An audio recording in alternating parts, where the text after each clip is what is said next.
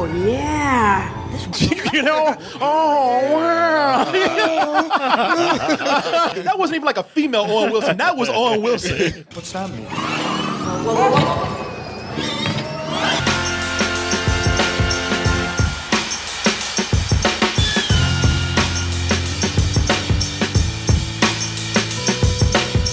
And now you can go out there.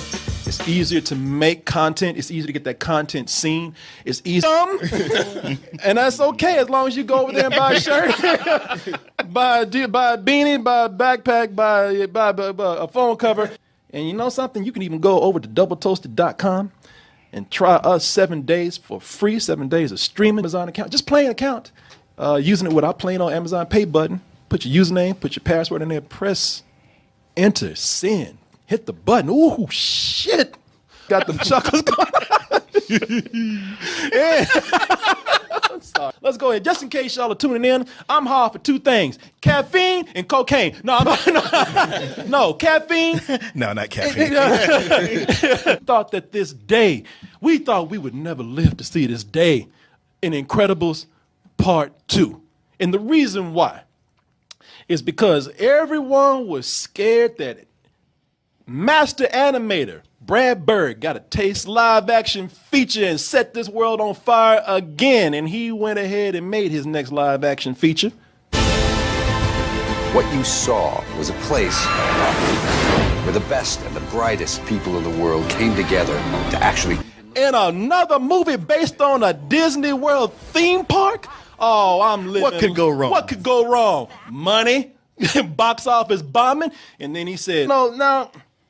Not that I wish anything bad on anyone, but I will say this. Thank God this movie bombed. Not because I want people to suffer, not because I want people's careers to go bad, but I feel like this film's failure might be is here, but could that also be a failure too? I mean, everybody has high hopes for it. We don't want it to fail, but as we all know, there's a little thing called sequelitis out there, or something that Martin and I like to call rushing shit out. Dory, what you doing over there? Bell, no, come over here. Yeah. What? No. Mr. Incredible trying to tiptoe out. Hey, boy, come in. Thought we were square, Daddy. And bring the baby with you. Disney just wants to make a profit. So tell you what, let's go ahead and take a look at this trailer. Say no one loves Incredibles more than myself and Martin. Are you in on this, good? No. Okay, he don't like it as much. No, I love The Incredibles. I just ain't see this. You just okay then? Yeah, we're gonna either make you very happy or hurt your feelings. Oh no. I'll be there ASAP. Where you going ASAP? You better be back ASAP. He's like, bitch, leave me alone. I don't remember asking you a goddamn thing. What you say? Good. Oh, so you have a thing about that too? I have a major thing about Elastigirl, man. Yeah. Oh, hell, yeah. Look, let me just... It's real. I'm glad I'm not the only pervert here. No, man. I'm I was distracted throughout this entire movie. Self in freakish kind of ways and everything. It's still kind of... Like, I'm looking at this right here, and I'm like, damn, even that's kind of hot. You know? But that new suit she's got, it is unreal. Yeah. I was just the whole time going... First film. And my answer... Now, I can't speak for Martin, but my answer is no, it's not. No, let's just get, cut the anticipation right here. Let's get to it. The first one is such a landmark film. Evolution that they've hit. The first movie was already there. Yeah, it wrote the blueprint on. Okay, this is how you do this. I like the way Disney just looked at Fox and they said, we did the Fantastic Four. Why do you top that? And one of the things that this one that it can't top itself on is, first of all, one of the most important things for a superhero movie. Now, y'all think Marvel got a superhero problem. The screenslaver in this, he ain't shit. Yeah. I'm this Syndrome, who was voiced by Jason Lee in the first movie. The sidekick who becomes a villain. Mm-hmm. And they didn't even try to keep that a big secret. It happened like kind of in the middle of the movie. Sure. But I think it's safe to say that they talk about toxic fandom right now. Mm-hmm. The Incredibles said, we tried to tell y'all. They're assholes. We warned y'all 14 years ago. Yeah, man. This is when it was cool to be a fanboy, not a fangirl. Because I wish it was the first one, but there's just so many places where it's just not there. One thing for me that really stood out was how I didn't like the kids in this one. Okay. They're bratty, and are you sure you're gonna talk to me like that? Frozone didn't come over and say that. Be handling your kids. You know what? Frozone doesn't have kids. That's the only reason that he wasn't able to say it. You know, this is the Incredibles, so they're incredibly white. You know what I'm saying? So, because Dad could take care of that shit. Right. Yeah. You know, but no, they still fucking amazing. I love this, Martin. This is where... I'm gonna be Vin Diesel. You're gonna be Paul Walker. This is where we look at each other. Bye. Hey man, I liked it. I thought it was real good, but I couldn't fall in love with it. When that caffeine wears off tomorrow, you'll be like, wait, what did I say? Let me tell you why I love this movie right here. You know what's so much so that there's so many things in this movie that I am in love with that it makes up for. It's not always so clever that it brings attention to itself. It feels natural to where, I mean, this is an animated film. If you've seen behind the scenes of animated movies, then you know that a lot of actors, they do their lines in a booth by themselves. It feels like people off each other.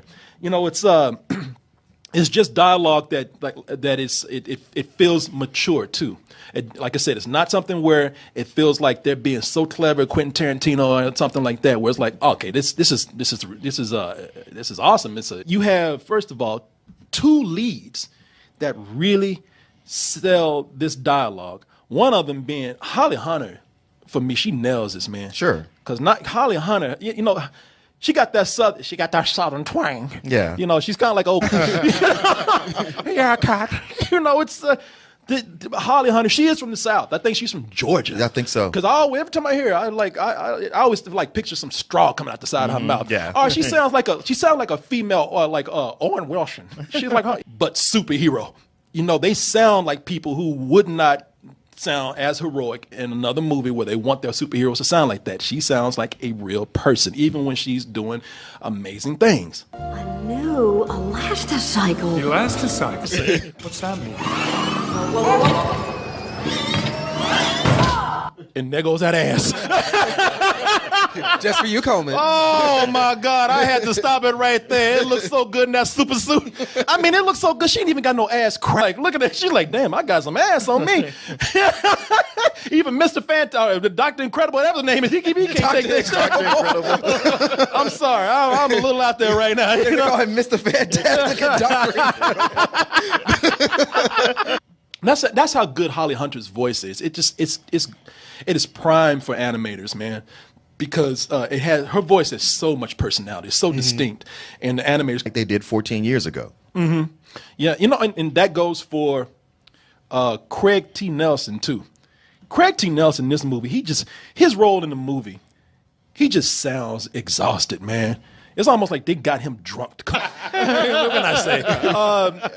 You know, superheroes were causing so much collateral. Again, way ahead of the Avengers. Sure. And they were outlawed. You know, they were put under government scrutiny. Thing of PR thing, public relations thing. They got to look better for the public to. In order to get back in their good graces and bring superheroes back out in the open, saving the world again. The twist here is that for that first PR push, they weren't tired, man. He is exhausted. Jack, the little baby, is wearing that ass out. And while it's played for laughs, you really do start getting worried for Mr. Incredible. Because, this is where I think, when I was looking at the trailer, and they were talking, we talked about that whole thing of dads. Honestly, that was one of the things that kept me from loving it, is that they do what you're talking about, but there's still a lot of going through the cliche motions of things. And I was like, man, there's so many things they could pick up on. Exactly. The thing that I found nice with this, because I was looking at some of the small things too, because Dad can cook. Dad doesn't know how to do homework, so he tries to actually learn the homework for his kids. It's not like he's just, it's just that's done for a gag. He says it's a special needs kid, but it's a dangerous special needs kid. Yeah. Jack in the movie, it's not that he's just discovering these new abilities, these new superpowers, but they're getting weirder and weirder. They're getting downright creepy in some parts. Set it on. Man, this is Disney. You can't do that. Well, just cut it. Shit. Your motherfucking baby's motherfucking weird. I love the way Frozone is just kind of like, your baby's a freak and I don't like it. He's downright, he's dangerous, and sometimes he does things that are so weird, man. Because you look at him, it's not only that. We're not going to tell you what else he does, but he just keeps finding one power after another to the point where it's just kind of like, you got to do something. Back then, what the fuck? Jack is a literal demon, as you said. Jack, he's practically almost the Antichrist, man. He turns into a demon. Yeah.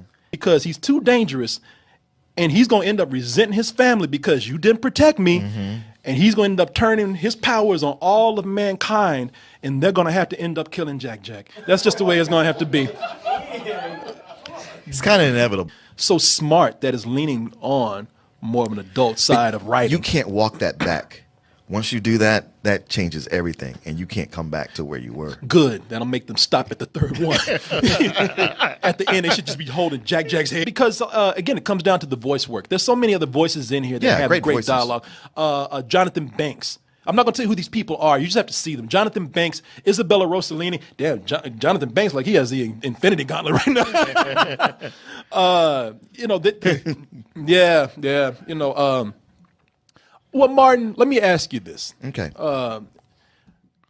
Maybe for you, story-wise, it was not as good. But what do you think about the look of the movie? The thing, man, it does, and that's why I love the style in this movie. This is and Martin is right. This is a style that sticks to his theme very well because it is a period piece. A lot of people don't know that, and I think that's why. Again, this is. We're looking at a still here where. Mr. Incredible, Bob is his name. Bob Parr is looking at a newspaper, the Metroville Tribune, very tiny, almost blurred. 1962. But again, it's like James Bond, 1962. They predict certain technology and they apply it to the present time and they adapt it to the theme and the aesthetic of that time. There are things you don't see. You don't aesthetic to it. The Art Deco. Yeah. Here they show you some technology that looks modern, like. There's a futuristic motorcycle there. But then again, that's for superheroes at the time, just like James Bond got gadgets and there's computers that look old, but they can do things that computers couldn't do at the time. There's but when you look at the city is definitely, they're using old cameras, they're using old projection technology, but then you see a monitor that has new stuff on there. It's supposed to be just to people to say, hey, look, it's 1960, whatever. It's, they leave it to you to find out at some point, but it definitely does have a period. And furthermore, with that is the score in this, which is another thing that kind of gives hint sort of that 60s spy adventure theme going on. And but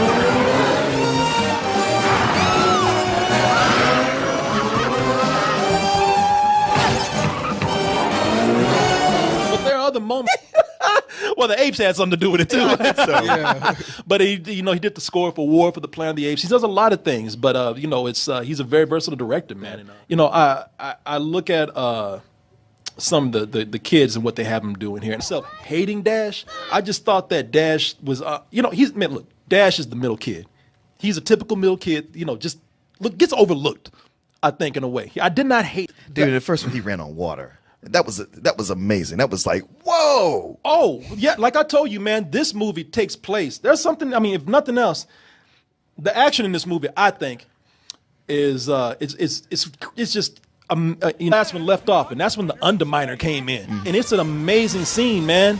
At the beginning, except for like a short pause, our very short intro, a calm little intro at the beginning of the movie, they jump right into the action.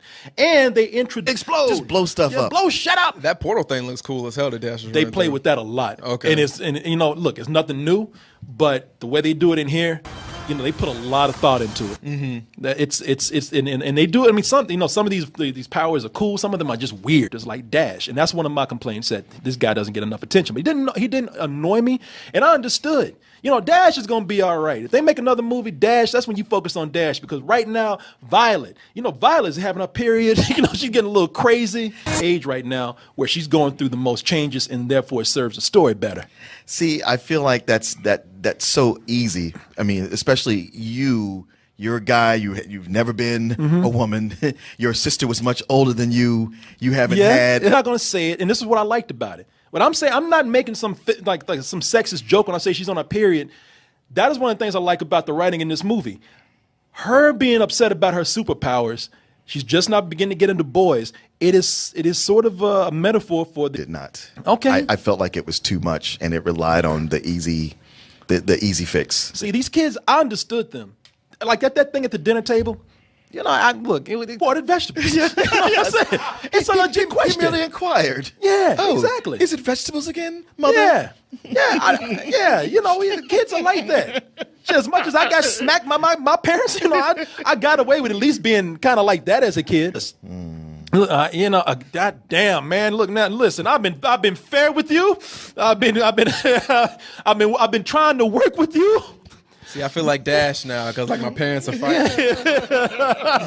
Now, God damn it, you just messed with this year, except for maybe in Infinity War, because that is just something that's just kind of different. But even then, I think that this is a movie being like even for a sequel, being a self-contained film. I'm just like, yeah, I just kind of had a bad experience with this. It's written very maturely, and it just happens to be in the category of a family film. I appreciated everything about this movie, even the shortcomings that it has. I was able to kind of let that go. This is a very high full price on the edge. Not really, because normally, because I'm not even trying to figure things out. I just like to let it wash over me, and it was just so like, oh my God, it's so obvious. Can we just get to it already? In the beginning, the comment move on to something else. And also, not the supporting characters we've been talking about here, but those other superheroes they brought in. I thought, man, y'all didn't put a lot of thought into these guys. They're like rejects from the Venture Brothers. Now, it's only in as much as... With a matinee earlier, weren't you, at some I point? kind of was, but I thought about it some more. See, I saw him across... Look... I say I don't want to. I say I don't want to be creepy, but I was being creepy because I want, you know. So when I love a movie, I just stand outside and just spy on people. You know, I saw him. He had his hand in his pockets, and every now and then he makes that face with like. So I said, God damn it, I'll do it. More knowledge, Yeah, I study you, Mark.